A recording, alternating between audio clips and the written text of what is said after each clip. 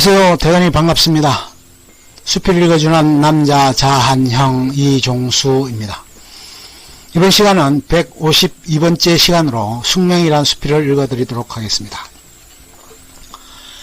어느 날 한 남자가 커다란 홀에서 오케스트라와 더불어 피아노를 연주하고 나왔다. 그런 상황 하에서 한 남자를 만났는데 그것은 결코 만나서는 안 될 만남이었다. 결국은 피아니스트가 그 남자를 살해하는 것으로 그건 시작된다. 왜 그는 아무런 잘못도 없는 한 남자를 살해하는 것일까?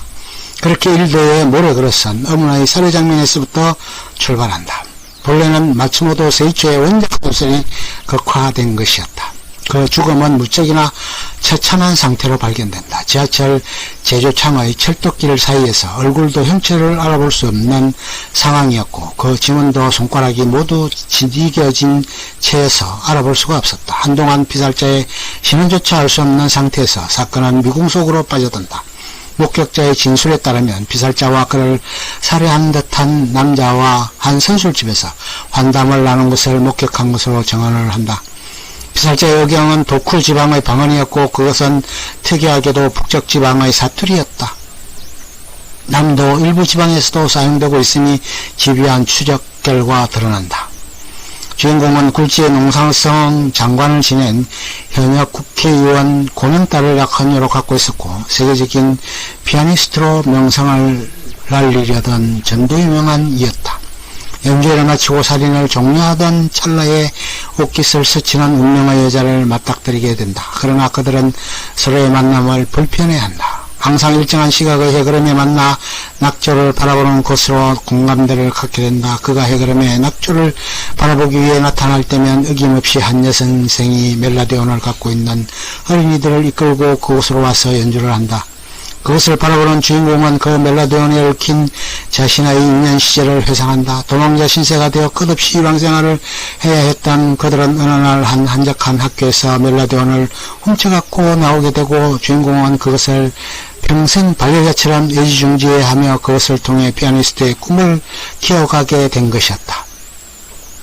그녀는 극단의 여배우였는데 주연으로 발탁되었다가 곧바로 경질되는 비운을 맞게 되었고 또한 엎친 데 덮친 격으로 어머니의 죽음까지 통보받게 된다.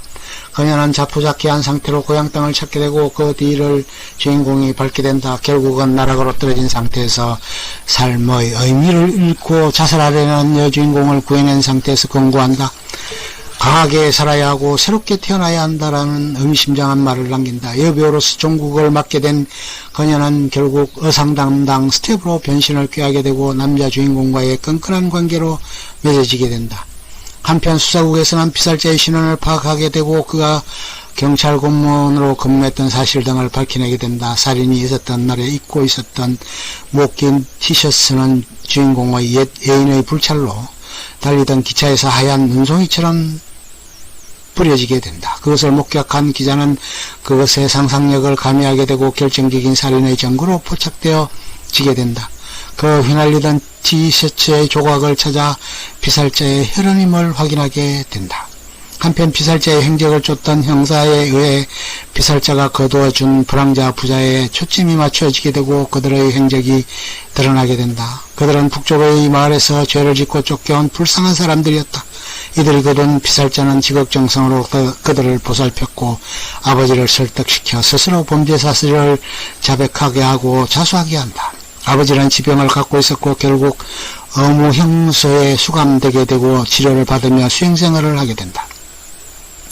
한 부락에서 아무런 이유도 없이 배척당하게 되고 싫다 되고 왕따 되자 그들은 치명적인 아픔을 겪게 된다. 어머니가 아파 죽어가는 상황에서도 도움의 손길을 외면했던 마을 사람들은 결국 분노한 아비의 손에 의해 집단적인 최후를 맞이하게 된다. 이렇게 대규모의 살육이 이루어진 사건을 은폐하기 위해 마을 전체에 불을 지른 후 방랑의 길을 떠난 부자는 사람들 눈을 피해 아득히 머나먼 남쪽 지방으로까지 흘러들어오게 된다. 산사의 마루 밑에 몸을 숨기고 있던 그들은 결국 선엄의 신고를 받고 나타난 경관에 의해 돌봄을 받게 된다. 피살자의 극진한 보살핌 속에 건강을 회복한 두 부자에게 남겨진 것은 영원한 이별이었다. 10살 난 아이는 피눈물을 흘리며 아버지와 결별을 하게 된다. 홀로 남게 된 아들은 피살자의 돌봄을 받으며 제대로 성장해 가던 중에 친구 한 명이 홍수에 의해 죽게 되자 그로 변신을 꾀하게 된다. 완벽하게 히데오에서 와가 H로 변화하게 된 것이었다. 그것은 순풍의 돛을 단객이 되었고 새로운 삶의 모색을 가능하게 해주었다. 그는 손이 따뜻했다. 그러나 가슴은 차가웠고 냉정했다. 그것이 그의 숙명이었는지 모를 일이었다. 평생을 피아노에 매달린 아들은 평생의 역작이라 할 수 있는 숙명이라는 교향곡의 작곡에 몰두한다.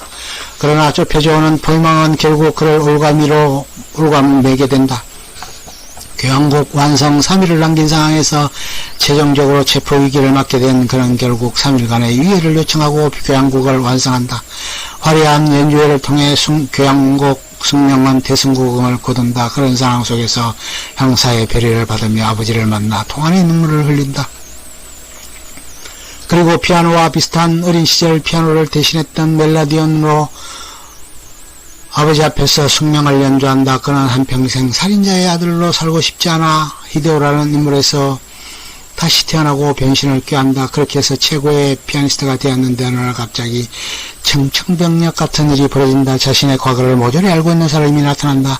자신의 생이 송두리째 뽑혀나갈 상황에 처하게 된 그는 결국 극단의 선택을 하게 되고 파국을 맞게 된다. 인간으로서 완전한 자리매김을 원했던 한 천재는 과거의 질곡에서 벗어나기 위해 몸부림치다 아버지와 같은 치명적인 선택으로 인해 비참한 최후를 맞이하게 된다. 최고의 환상적인 상황에서 맞이하게 된 비참한 최후는 인간의 굴레를 적나라하게 보여줬고 인간의 심령을 꿰뚫어보게 해주었다. 어린 시절 남자아이도 바닷가 모래를 그릇을 만들어 부모의 사랑을 독차지하고자 했다. 그와 마찬가지로 여자아이도 어머니의 칭찬을 듣기 위해 심혈을 기울여 모래그릇을 만들었다. 그러나 그것은 바람에 의해 힘없이 사그라져 버리고 망가지고 말았다. 기대를 꿈꾸고 칭찬을 바라면 그걸 이루기 위해 무한히 노력을 해도 힘드는 건 언제나 자기 자신임을 결코 잊어서는 안 되리라. 언제 어디서든 이루려던 꿈을 여전히 가지고 있으면 자신이 즐기며 그 일을 행복해할 수 있는 것이어야 한다. 삶이란 늘 모래그릇처럼 결코 쉽지 않은 형태의 그릇을 만들어내기 때문이다. 그 일도 속에 나오는 핵심은 숙명이라는 교향곡이었다. 살인자의 아들이라는 굴레를 뒤집어쓴 채 살아가는 숙명을 지닌 주인공이 이를 초곡하고자 애쓴 일생이 담담하게 묘사되고 그려지고 있다. 참으로 기구한 운명을 타고난 이의 운명의 아련함이 느껴지는 부분이 잔잔히 남아있다. 끝. 좋으면 좋아요, 구독 눌러주세요. 감사합니다.